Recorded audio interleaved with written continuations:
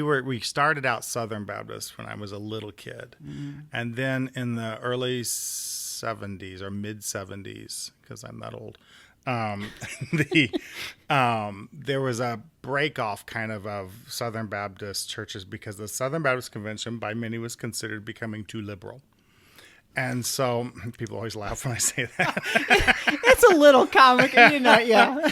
But out of we that, get it. Yes, out of that came the independent fundamental Baptist movement, which were churches that said, we're not going to be a part of this hierarchy, this convention. Each church should be autonomous and independent. And, and they became very against, these words are antiquated, but modernism and secularism and humanism. Secular, and, yes, all that kind of stuff. And so my family... On the fringe of worldly. Yeah.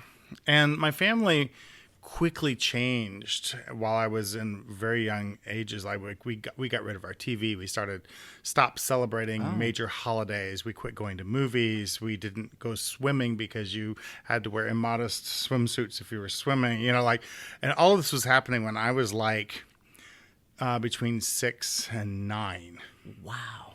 So my world was dramatically changing. Yeah. I tell people the first movie that, when I was a little kid, I do remember going and seeing Pinocchio or something in the theater. And then there was these decades with no movies, no TV, no secular music or anything. How did you entertain yourself? What did you do? My husband didn't grow up with the TV, but a lot of reading and books. I learned to play the piano. Oh, okay. Yeah. And I was creative, but there's a lot of things you can do without TV. Yeah, there is. But I have huge pop culture gaps. You do not want me on your trivia team. Because You're forgiven. People are always like, oh, you know that song? And I'm like, no, I don't. No. I don't know who that is. In fact, in my book, I tell the story about the first time I realized who Madonna was. And that was in the early 2000s. We can come back to that. Okay, we'll circle back to that one. But anyway, back to your question. So life started changing dramatically, getting very, very narrow, so to speak. We moved to Effingham, Illinois. This is also when the Christian school movement started, and to put me into this little tiny Christian school in the basement of our church that was an ACE school, which was this weird one-room school mentality with these cubicles that you sat in, and they didn't have actual teachers. And so life just kept changing and getting dramatically more and more conservative. Yeah. And but I always knew I was gay. I just thought there was something wrong with me. Yeah. A sin problem, honestly, because that's what we were always taught. So kept trying to... I was a good kid. I really wanted to be godly. That's what I wanted to be. And how I got into ministry, this is where I really was roped in. And it took me a long time to kind of process and go, wait a minute.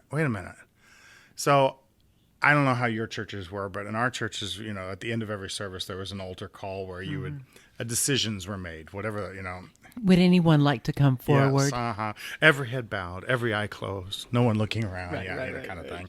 And preachers got to put notches in their belt by the decisions that were made. That's how you judge the success of a church, is how many people were saved or called to something or whatever. Right.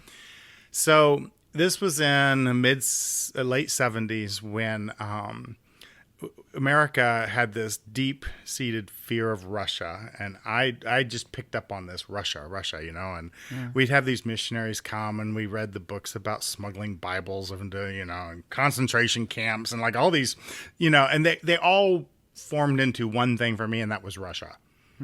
Some of them had nothing to do with Russia, but in my mind as a little kid, it was all these scary, bad things, and so... I had believed that if I ever surrendered to God, whatever that meant, I never understood that term, but if I surrendered to God and said, I'll do what you want me to do, that it would automatically mean he'd make me do something terrible and scary. So I was really fighting that, just that idea of if I say, all right, God, I surrender, I'm going to have to go to Russia and like smuggle Bibles or something. You know what I mean? Like it makes no sense. But as a little kid, it did. You know, it was a big fear for me. I do not want to go to Russia, God. And so I kept fighting that. Yeah. And so one day at a missionary conference with a bunch of missionaries, I finally got up the courage because I was a good kid. I just wanted to please God. And that seemed to be like the next thing is for me to surrender to God. Mm-hmm. I so struggle with that term now because I'm like, nobody was ever able to tell me what that is. What does it mean to surrender to God? So I went forward at the end of the service. I got up the courage and I told myself, okay, Joel, just tell God you'll do whatever he wants you to do. Mm-hmm. So I did. And I went down and I met the assistant pastor and I was like, I just want to surrender to do whatever it is God wants me to do. And they prayed with me and so on and so forth. I felt better in that moment because I'm like, okay, there, I said it. Yeah. You know, now we'll wait for the other shoe to drop, but I said it.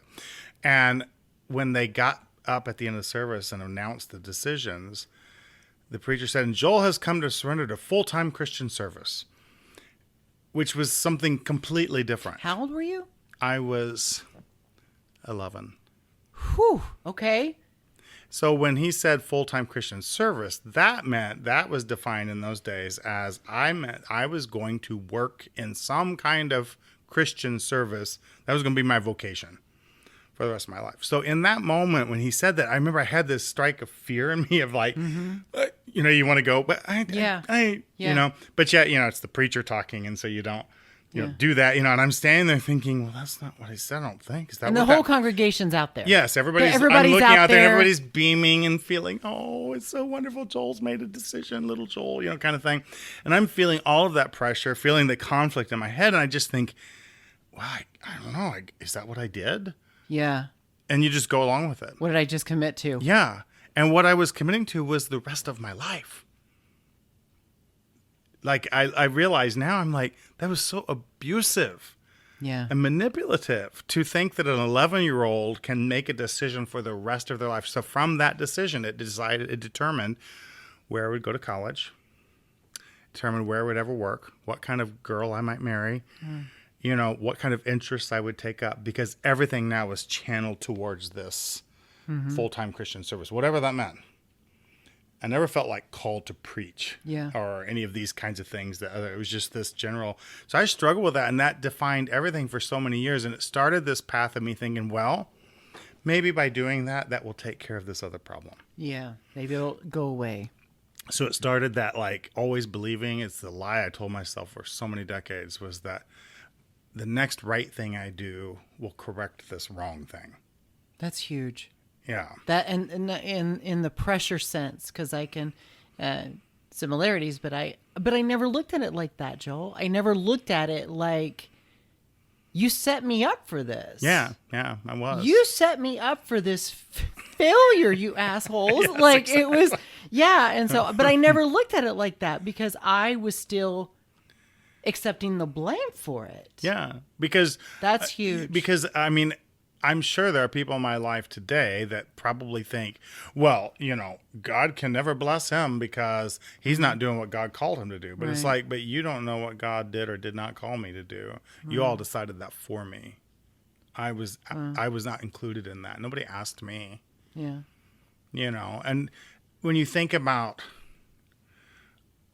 you know, if you think about going out and just taking 10, 11-year-olds off the street and saying, okay, I want to sign you up for the rest of your life and what's your career? Where do you want to go to college?